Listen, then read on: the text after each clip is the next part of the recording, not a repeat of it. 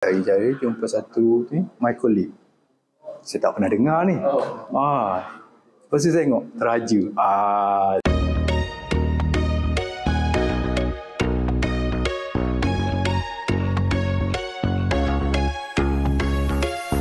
Okay, saya belajar dalam bidang mechanical dan abang saya belajar dalam bidang account. Bila masing-masing bekerja, then bila sampai satu masa saya ini adalah peluang untuk saya buka satu perniagaan lah. Okay, dan dekat situ saya perlukan satu sokongan.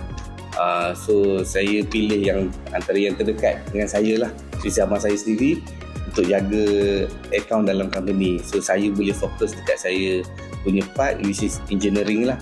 So kita punya nature of business, engineering services, testing, analysis dengan telecommunication services. So kita punya target, kita punya direction is to become a system integrator lah, yang fokus dekat equipment, design, more to later on more to EPCC lah. Currently kita tak betul-betul direct dengan oil and gas lah. So kita duduk bawah satu company, Maincon, which is Yokogawa dengan Enderhauser. So for general industry memang kita go direct. Kita dalam keadaan syarikat yang memerlukan aliran tunai segera. Jadi payment kita nak tunggu daripada klien kita agak lambat, 3 bulan. Jadi kita dalam keadaan segera untuk siapkan projek yang sedia ada. Sekarang pun kita perlukan payment yang cepat. Jadi bila saya bincang dengan Cik Iman, jadi kami pun cari dalam online, sama-sama lah. Cari-cari jumpa satu ni, my colleague. Saya tak pernah dengar ni. Lepas tu saya tengok, Teraja. Saya dah trigger yang dulu, yang company yang saya lama dulu. Okay, boleh cubalah. Lepas tu saya cuba slow dengan Cik Akilah, apa semua feedback dia, apa semua pun.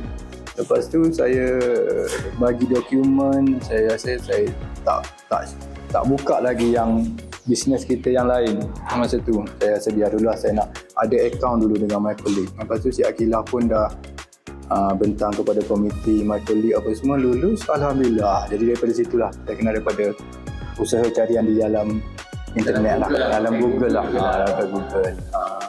This is first time kita dapatkan credit facility juga.